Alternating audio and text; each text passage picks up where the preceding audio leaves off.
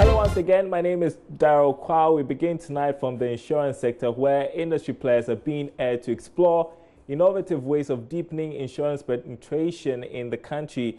Speaking at the first National General Insurance Conference held in Accra, the Insurance Commissioner, Justice Ofori, emphasized the adoption of new technologies that will help Ghana's insurance sector remain relevant and competitive.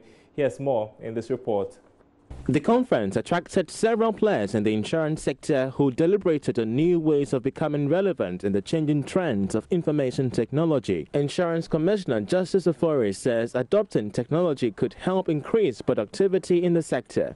Some of the statistics that I keep on hearing these days are that less than 20% of the Ghanaian population have some kind of insurance.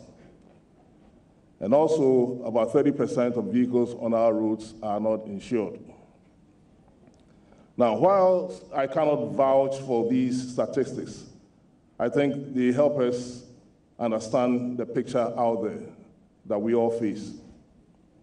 A priest once told me that the work of the insurance industry is like the work of the church, because we all try to bring someone who has gone through some unfortunate experience back to his pre-loss condition.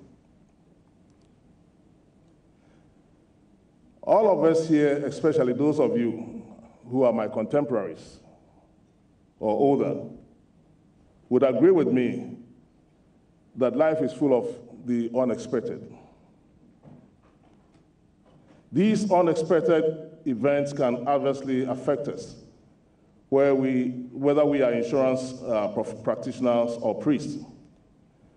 So the knowledge and access to insurance products can be restored to this market to bring some dignity. President of the Ghana Insurance Association, Aretha Duku, decrying the low insurance penetration rate in the country.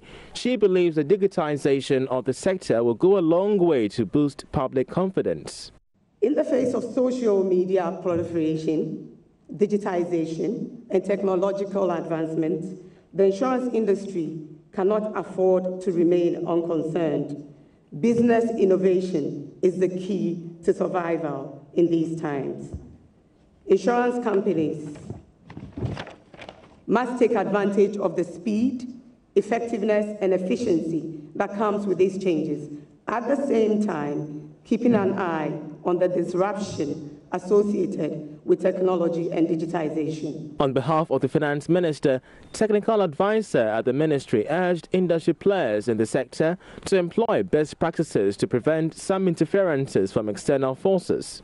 The GIA has a fundamental responsibility to self-police and deal with rogues in the industry, and to also ensure that members do what is right in order to prevent undue interference from the regulator. I am optimistic that delegates will come out with viable suggestions for ensuring an effective self-regulatory regime in Ghana. The Ministry of Finance will continuously work with the regulator to closely monitor developments so that risks in the market are identified and appropriately managed to ensure sanity in the insurance industry, thereby improving the image of the industry. The conference was under the theme Transforming the General Insurance Industry in Ghana through Self-Regulation, Financial Capacity and Business Innovation. Meanwhile, the Insurance Commissioner Justice Ofori is urging industry players to focus on introducing special insurance packages for the agri sector. In an interview at the first National General Insurance Conference we are telling you about, the Insurance Commissioner said that focusing on agri would go a long way to boost performance in the sector. It's a matter of studying, doing some research, knowing what the people need, and then designing something that fits their needs. That way, I think we can actually talk about penetration. We also have to look at agri insurance. Agri insurance, we know that majority of our population deals in agriculture, but agri insurance is not actually well known to the Ghanaian population. So I think it's somewhere that we have to hit hard. To encourage people to know that there's some protection and that they can always fall on agri insurance. In other news tonight, lending rates charged by commercial banks on loans are expected to decline significantly by the end of the year. This follows the decision by government to deploy electronic services at many state institutions across the country. That's according to Vice President Dr. Mahmoud Bawumia. Speaking at the launch of the e-certificate system introduced by the Registrar General's Department, he said government is keen on modernizing many sectors of the economy to improve ease of doing business. The Registrar General's Department has successfully implemented the online registration of companies as well as the authorization of operations of businesses. These functions are supported by a number of services online, including the e-shop, which allows company searches, reservation of company names, and the booking of marriage ceremonies, among others. In a keynote address to launch the system, Vice President Dr. Mahmoud Bawumia said government is keen on modernizing many sectors of the economy to improve the ease of doing business. Financial inclusion with interoperability will make more unbanked Ghanaians come into the banking sector. The formalization of this economy with all of this will start to have an impact on interest rates as banks see that the risks that their customers pose will begin to reduce. His Excellency Nana Addo Dankwa Akufo-Addo's administration has embraced this digital transformation and will lend support to ensure the smooth operation of this process for improved customer satisfaction. Later on, in an interview with Joy Business, Registrar General Jemima Oware said this should be a relief to many potential business investors. Up there and I watched the frustration of our various clients coming to our offices, and for one reason or the other, they are not able to get their certificates on time. This is a relief for me. It ensures that wherever you are in this part of the world, not even only in Ghana, you can get your electronic certificate as long as you complete the process end to end. And so you don't need to come through the traffic and meeting all those guru boys to get a certificate. Just sit at home, go through the process, pay online, and then electronically can print it out. What happens to the villages? What happens to them? And there's no Registrar General's office as well? Well, we have regional offices, at least in 4 regions. For now, you know, we have Sekondi Takoradi, we have Kumasi, we have Tamale, and then currently Sunyani. We're opening an office there next year. So for those with that kind, they might have to go to the regional offices to access our services. But in time, we intend to roll out this service at least to business centers. Jemima Oware further called on government institutions to accept the electronic certificate as a valid document in transacting business. Ghana has not gained much from various free trade agreements reached. That's the conclusion from a new trade report released by policy think tank Imani Africa. The researchers have been analyzing Ghana's trade agreements over the past decade, including the Interim Economic Partnership Agreement, African Growth and Opportunity Act, and the ECOWAS Trade Liberalization Scheme. The research pointed to a persistent trade deficit attributed to several factors. Research associates with Imani Africa, Anita Nkrumah, explained some factors impeding trade. Some of the challenges that we were able to identify were sanitary and phytosanitary issues. If you all remember, in 2015, around September, there was a ban on exports of vegetables and other products into the EU. And the ban was mostly because of non-compliance of sanitary issues in the EU. So those were some of the challenges, sanitary and phytosanitary issues. We also considered access to credit as a major challenge to exporters, not only exporters, but generally SME businesses in Ghana. We also highlighted some of the trade challenges, which encompass congested ports, bad road networks, high dwell times at the port, and all of that. Imani Africa, among others, is urging government to review its trade and export strategies in order to maximize its benefits as well as improve standards. We recommend that when it comes to the sanitary and phytosanitary issues, it would be great if we could have a standardized system. So, for example, if we export pepper into the United States, it would be great if we start inculcating these standards into the local market. So, when it comes to measurement, in Ghana, you go to the market and you tell the market seller, I want to buy pepper 1 cedi, but we don't have already packaged pepper, onions, cassava. If we inculcate those standards into our markets, standardization in terms of measurements, in terms of the sanitary issues, it would help prepare exporters better, and it will also open the market for more exporters. Because if I grow tomatoes in Ghana and I sell it within the local markets and I go through similar standards, I will not be afraid to join the export market. Ghana's trade deficit as of 2016 stood at $1.7 billion.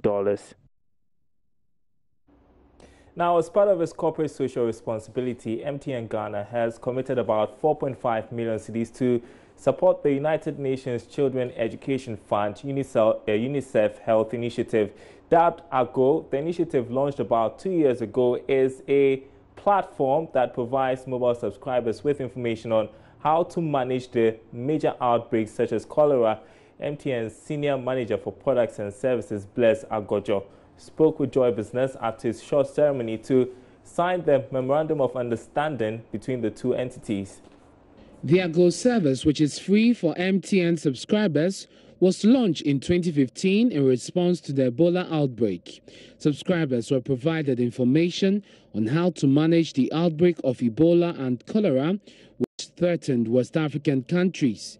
The subscriber base has now reached about 2,000 people, majority of whom fall below 20 years, making the mobile phone platform a source to access vital health information. Bless Sepanu Agojo is Senior Manager of Product and Services at MTN Ghana. About over 130% of the population have access to mobile phone, and so it becomes more easily accessible channel for everybody in this country to be able to derive specific information that they would wish to have knowledge about. The Memorandum of Understanding is to last for another 2 years. And then as part of it, there are other health areas that has been included by UNICEF. And so for the next 2 years, MTN is going to support to run this to cover a lot more of our subscribers and also the general public than in the previous years that was done. What specific support are you giving? Money, technical, or what? Our support are in different folds. We are giving support in terms of network resources. We are giving support in terms of human resource to be able to get this out to our subscribers. And we are spending not less than 4.5 million Ghana cedis in all this. UNICEF Ghana representative Rashman Motaza explains why they chose MTN. When the Ebola struck, that's where we were reaching out to different partners, and of course MTN's brand is known to Ghana and it has the highest reach. So MTN was also interested to respond to the Ebola crisis, and UNICEF also came together with MTN to do so. And we were working very much under Ministry of Health, because UNICEF globally was given a responsibility to do the social mobilization of young people on the Ebola response. You're watching Business Live. Now, maize is the second largest cash crop and staple in Ghana after cocoa, accounting for between 50 and 60% of the country's total cereal production. However, the absence of appropriate warehousing and other storage facilities expose the produce to poisonous substances known as aflatoxins. This is a family of poisonous substances produced by fungi found in maize and other staples. Amid the fall armyworm devastation, stakeholders are worried about the effects on long-term maize production and food security in the country. Prince Apia explores concerns of farmers, implications to food security, and interventions being employed to address them. David Ayamfo is a farmer at Edidwan in the Mampo municipality. He has over 30 years of experience in maize cultivation. His farming journey has been dogged by challenges with storage. During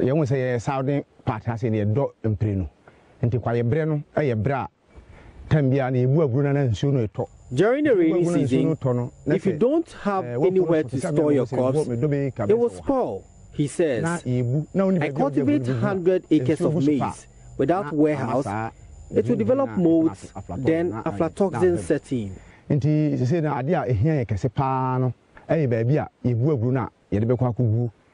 Mr. Ayamfo's story reflects those of many other farmers like Gordon Odro, with 40 years farming behind him. He has had to reduce maize cultivation by 30% in the minor planting season due to challenges to drying his harvest.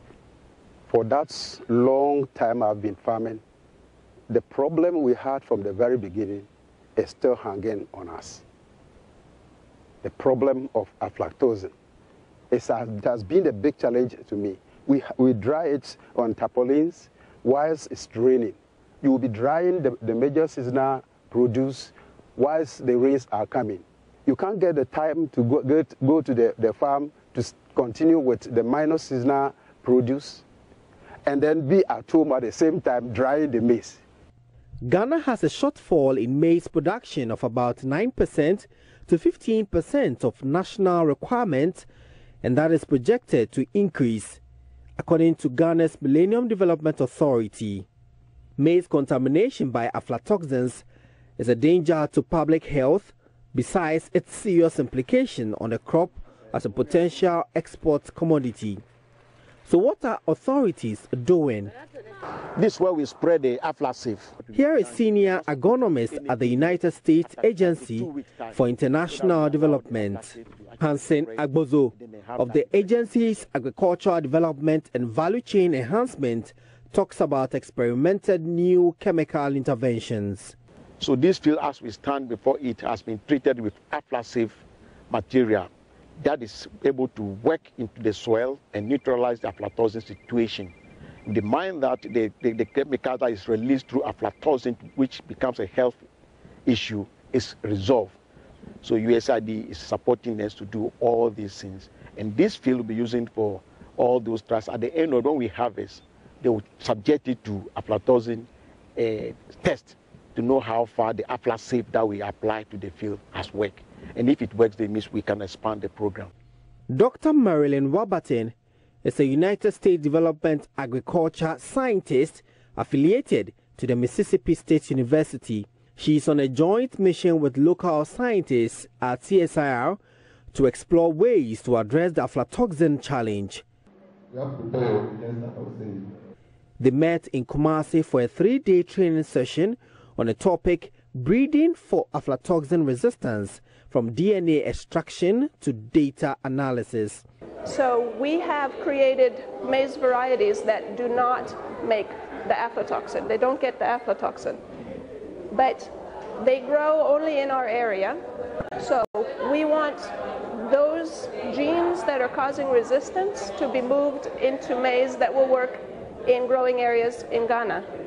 So my colleagues here at the Crop Research Institute will take my maize and will cross it to theirs. They will use the tools that we have developed in my laboratory that will allow my research to be extended to other countries where I couldn't grow things and I couldn't measure things. Plant breeder at Crops Research Institute, Dr. Alan Opon, leads a team to develop aflatoxin-resistant maize to address the plight of farmers. And we developed this proposal to develop maize resistant to aflatoxins, and so that it can help improve the export potential and also help increase the yield potential of maize.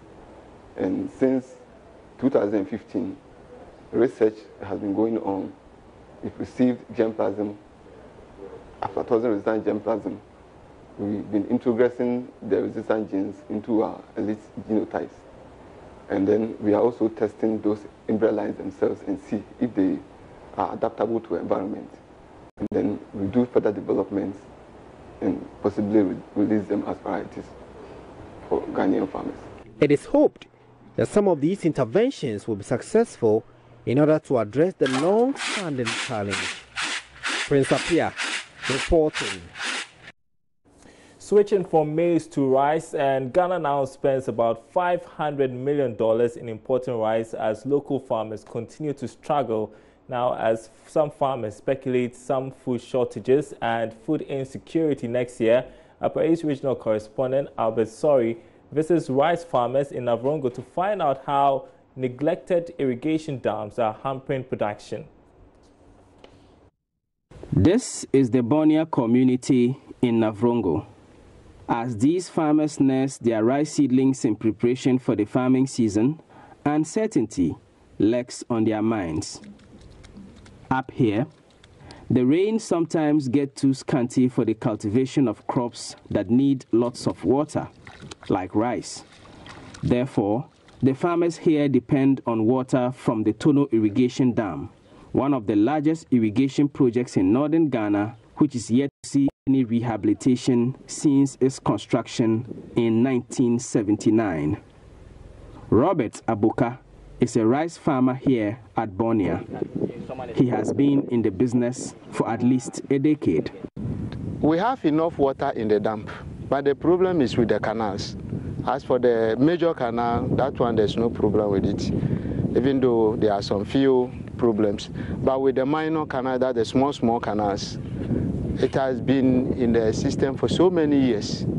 So the lateral gates are worn out, and then water just flow anyhow. And some places, water don't even get there at all. Ghana spends about $500 million annually importing rice into the country, while local farmers struggle for market even after persevering through the challenges. As a farmer, if you go through all this, then you bring your crop and there's no market, then it's like it were even better if you didn't even go in at all.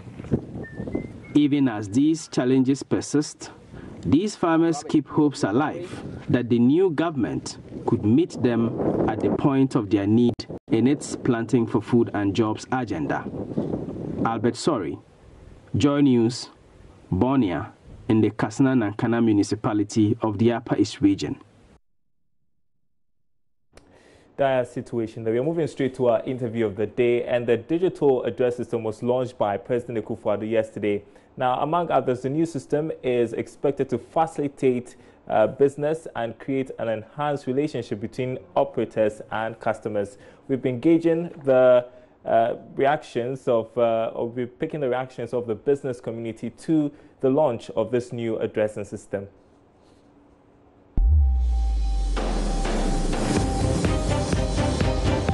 Interview of the day. When people even come and open account, per KYC, you're supposed to know where they live.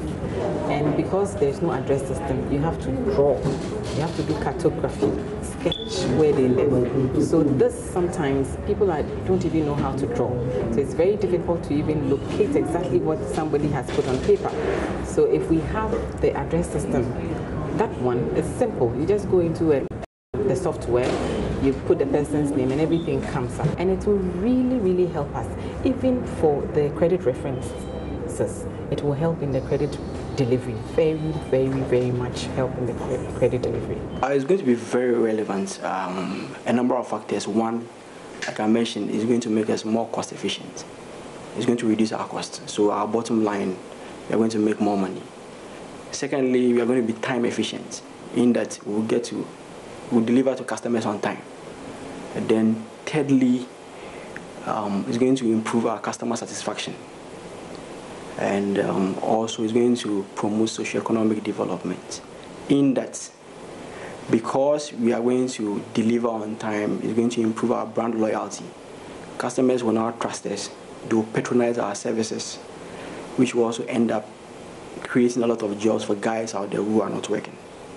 So those are some of the benefits we are expecting from the digital addressing system.